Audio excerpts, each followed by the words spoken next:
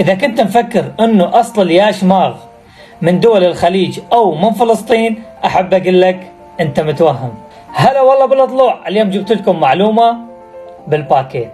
هل تعلم عزيزي المشاهد أنه الياشماغ عراقي الأصل، وأول من استخدمه هم السومريون، وكانوا يسموه بهذاك الوقت أش ماغ. الكلمة تتكون من مقطعين، أش ماغ.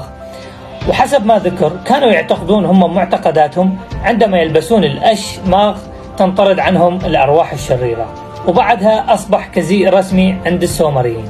ومثل ما جاي يشاهدون أصدقائي أحد ملوك السومريين اللي اسمه كوديابال، وهو مخلي على راسه الأش ماغ على قولتهم هم. وعندنا بالعراق اللي يلف الأش ماغ بهاي الطريقة نطلق عليها اسم شراوية.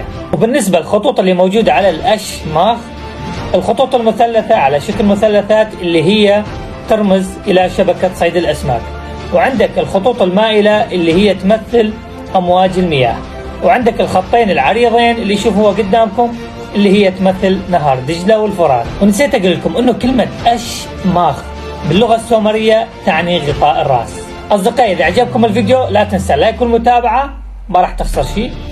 وإذا عجبك الفيديو كلش سوي له مشاركة. تحياتي لكم، باي.